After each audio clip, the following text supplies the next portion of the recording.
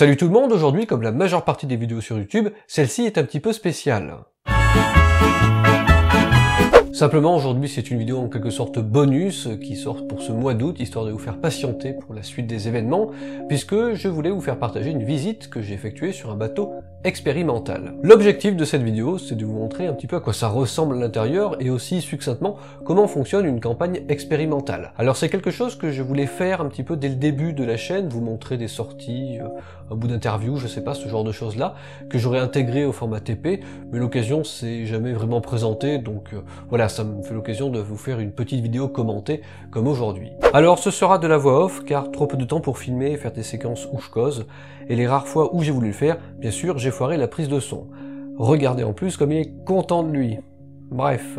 Il se trouve que j'ai été invité par Nens de la chaîne VC Science, il fait d'ailleurs partie du Café des Sciences, comme moi. Il m'a donné rendez-vous à Lorient, où ce bateau était amarré, la Thalassa, et sur sa chaîne, dont vous trouverez le lien dans la description, abonnez-vous, vous trouverez une série de vidéos en cours sur ce qu'il se passe au quotidien dans ce bateau. Bref, c'est parti.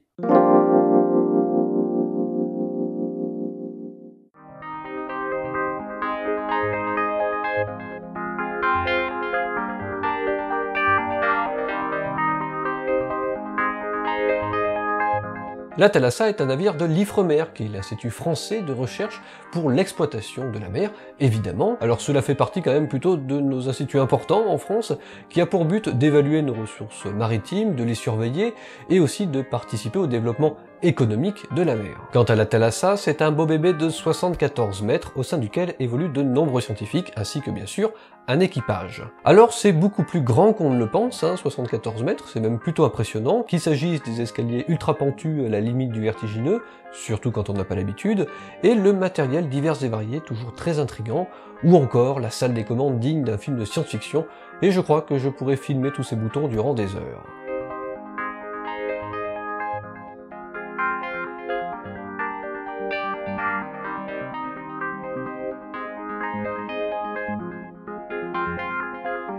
Au moment où on a visité le bateau, tout le monde se préparait pour la mission Phoenix, une mission d'une semaine, qui avait pour but de tester le matériel, l'ancien comme le nouveau, et le bateau revenait lui en fait d'une mission plus longue, la mission Pelgas, qui durait 1 mois dans le golfe de Gascogne. En gros, voilà ce qu'il s'est passé durant cette mission Pelgas. Le bateau suit des transects, des lignes, au milieu du golfe de Gascogne. Pendant qu'il est sur ces lignes, les sonars acoustiques repèrent les bancs de poissons.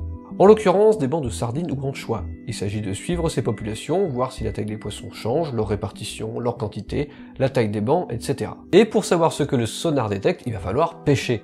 Et donc récolter des données, parce que pas de données, pas de science. La biologie fonctionne beaucoup comme ça, à partir d'échantillonnages qu'on fait sur le terrain. Enfin dans l'eau là, mais vous aviez compris. Pour ces échantillons, on va donc utiliser le chalut. Selon les expérimentations, de la prise de sardines à celle de plancton divers et variés, on utilisera un filet différent avec une maille plus ou moins large. Le filet va alors glisser le long de ce chemin pour enfin tomber dans l'eau par l'arrière du bateau qui forme une pente abrupte. Il y aura alors la possibilité de laisser le filet s'enfoncer dans l'eau ou encore, selon les besoins de l'expérience, le laisser flotter, tout dépend de ce qu'on veut prendre. On remontera le contenu du chalut vers cette salle, la salle de tri, où les poissons ramenés vont suivre ce chemin et passer sur ces tapis roulants.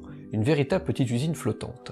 Les poissons sont alors triés, mesurés, inventoriés, tout ça afin de récolter des données comme je vous le disais. Et c'est pas fini, parce que quitte à mettre un bateau à l'eau, autant que ça vaille le coup, c'est pour ça qu'on fera plusieurs expérimentations en simultané.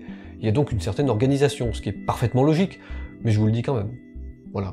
De nombreux instruments vont donc sonder l'eau, comme cet engin qui mesure les paramètres de l'eau, la température, la salinité, mais aussi détecte certains micro-organismes et leur concentration, comme les diatomées. Et si vous ne savez pas ce que sont les diatomées, eh bien ce sont tout simplement de petites algues unicellulaires. Elles font partie de ce qu'on appelle le phytoplancton, donc cela signifie qu'elles font de la photosynthèse, et elles sont responsables d'une bonne partie de l'oxygène que vous respirez. Elles ont pour caractéristique principale un squelette externe, la frustule.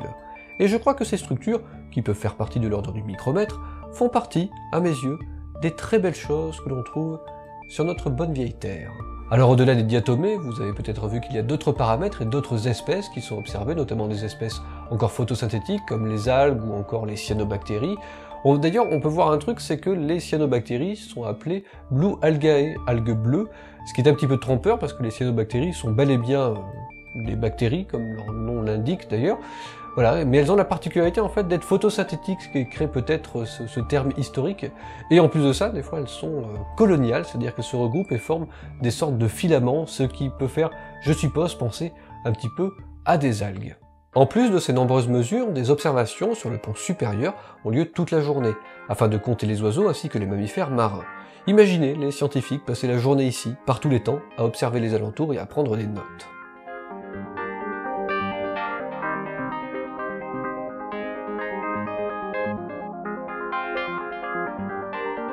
Quant à mon camarade Nance, il est doctorant, ce qu'on peut résumer à apprenti chercheur. Alors pour vous résumer un petit peu ce que font les courageux doctorants, ils ont 3 ans pour mettre au point et mener des expérimentations. Ils vont devoir à la fin rédiger un mémoire qui va compiler un petit peu toutes ces expérimentations et toutes ces données, et normalement ils sont censés publier une publication scientifique dans une revue à comité de lecture. Je résume un peu, et c'est un peu plus compliqué que ça et ça fluctue, mais c'est l'idée. Ce doctorat, je le fais sur la structure et la transmission d'informations dans les bancs de poissons. En gros, je regarde à quoi ressemblent les bancs de poissons avec un sonar, et j'essaye de lier ça à l'environnement dans lequel ils sont. Pour être un petit peu plus précis, je travaille sur les bancs d'anchois et de sardines. Je pense que vous voyez le lien venir, ce sont exactement les espèces sur lesquelles porte la campagne Pelgas. En fait, toutes mes données viennent directement des campagnes Pelgas de 2012 à aujourd'hui. Et si vous voulez savoir d'ailleurs où se trouve Nance ou ses collègues en ce moment, vous trouverez en description un lien avec ce site qui localise la Thalassa. C'est plutôt marrant. Enfin bon, moi, ça fait quelques mois que j'y suis plus déjà. Ah bah, tu fais pas d'efforts aussi, qu'est-ce que tu veux que je te dise? À part ça, j'ai vu un tas d'autres trucs cool et je pense en oublier des tas. Par exemple, à proximité de la salle de tri, se trouvait une salle de travail où certaines personnes étudiaient les otolithes. Les otolithes sont de petites concrétions situées dans les oreilles des poissons. Elles forment, quand on regarde ça avec un microscope simple, des stries. Ces stries qu'on observe sur les otolithes, c'est un petit peu comme les stries concentriques qu'on trouve sur les troncs d'arbres qu'on a coupés. Elles permettent de donner l'âge des poissons. Une donnée de plus. Il y a aussi de nombreuses salles dédiées à l'équipage, qu'elles soient techniques ou encore les chambres. Je vous montrerai pas celle du commandant parce que je voulais pas me faire frapper par des marins, quoi, tout simplement. Autre dernier détail qui m'a plu avant de finir, la cloche du premier Thalassa. Bateau mis à l'eau en 1960. 36 ans de carrière, 38 tours du monde. Rien que ça. Parce que la science est un monde continu de questions, de récolte de données, de résultats, d'analyses. Car comprendre le monde ne prend jamais fin. Voilà, cette vidéo est terminée, j'espère qu'elle vous a plu et que si tel est le cas, vous penserez à la partager. Et avant que vous ne partiez, je tiens juste à vous signaler que j'ai fermé la page Tipeee pour passer sur le site Utip. De la même manière, Utip vous permet de soutenir financièrement la chaîne en faisant des dons, mais également en consacrant simplement 30 secondes de votre temps pour regarder une publicité. Je vais pas vous saouler à l'avenir spécialement avec ça, donc je remercie quand même par avance tous ceux qui y penseront et qui ont envie de le faire, et quant aux autres, ben, c'est pas du tout obligatoire. Bref, moi il me reste plus qu'à vous dire à bientôt pour un prochain épisode de l'Envers de la Blouse. Salut!